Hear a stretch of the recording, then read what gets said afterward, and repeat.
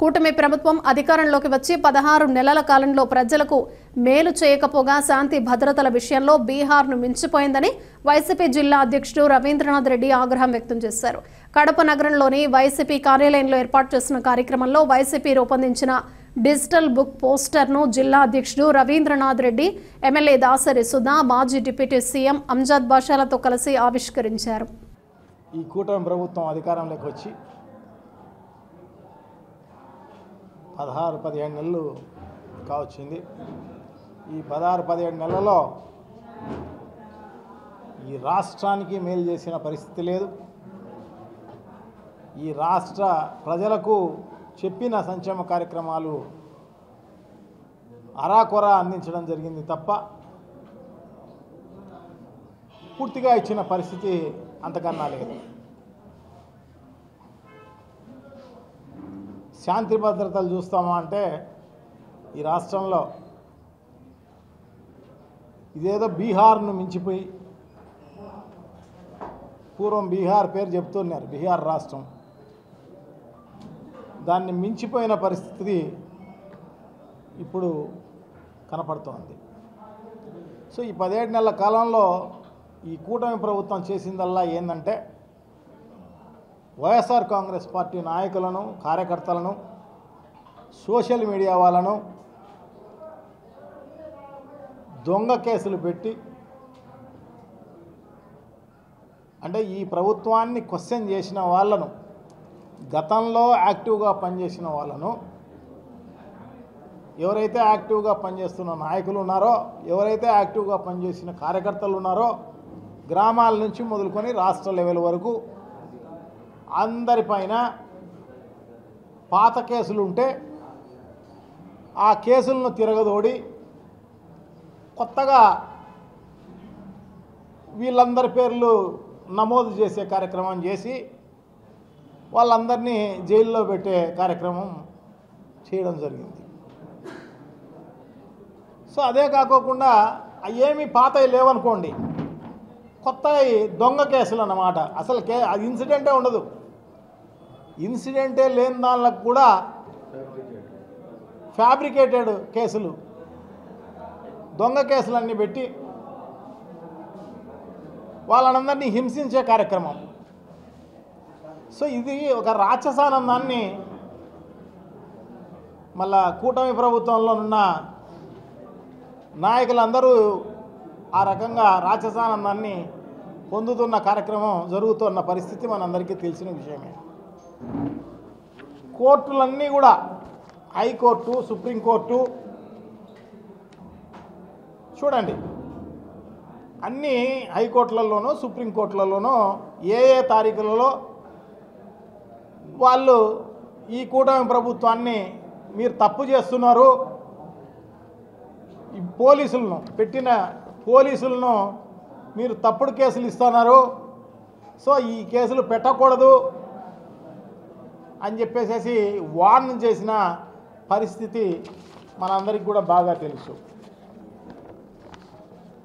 చూస్తే 18/12/24లో హైకోర్టు ఇచ్చింది, 6/1/25లో హైకోర్టు ఇచ్చింది, 18/2/25లో హైకోర్టు ఇచ్చింది, 25/2/2025లో ఇవ్వడం జరిగింది. సో ఈ రకంగా ఇచ్చిన పరిస్థితి అంటే కేసులు కొన్ని ఈ హైకోర్టు దృష్టికి, సుప్రీంకోర్టు దృష్టికి వెళ్ళి ఉంటాయి. నాట్ ఈవెన్ 1% కూడా వెళ్ళిండవు. ఆ వెళ్ళిన దానిపైనే హైకోర్టు, సుప్రీంకోర్టు ఆ అధికారుల పైన స్టిచెస్ పాస్ చేసిన పరిస్థితి మనం చూసినామన్నమాట. అయినా కూడా పోలీస్ అధికారులు అయితేనేమి, వీళ్ళు మరి ఇది పర్మనెంట్ ప్రభుత్వం అనుకుంటున్నారో, ఏమన్నా లైఫ్ లాంగ్ తెలుగుదేశం పార్టీ అధికారంలో ఉంటుంది అనుకుంటున్నారేమో కానీ, సో చాలా దారుణం. వాళ్ళు చెప్పింది దానికంటే ఇంకా అంత ఎక్కువే చేస్తున్న పరిస్థితి అన్నమాట. అంత దారుణంగా అరెస్ట్ చేసే కార్యక్రమం జరుగుతున్న పరిస్థితి. సో తప్పకుండా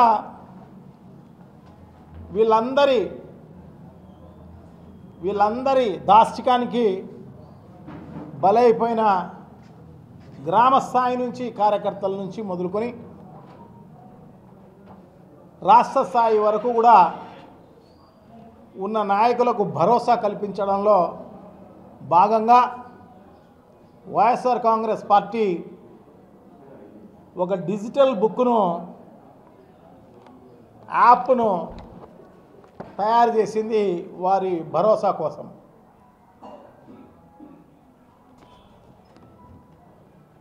యాప్ను తయారు చేసింది. సో ఎందుకంటే ఒకవేళ ఏమైనా వాళ్ళ పేర్లు మర్చిపోవచ్చు, లేకుంటే ఇంకొకటి మర్చిపోవచ్చు. ఇవన్నీ మర్చిపోకూడదు. ఏ రోజు సంఘటనను ఆ రోజే ఈ యాప్లో అప్లోడ్ చేసి పెడితే సో ఇవన్నీ కూడా రిజిస్టర్ అయ్యి ఉంటాయి.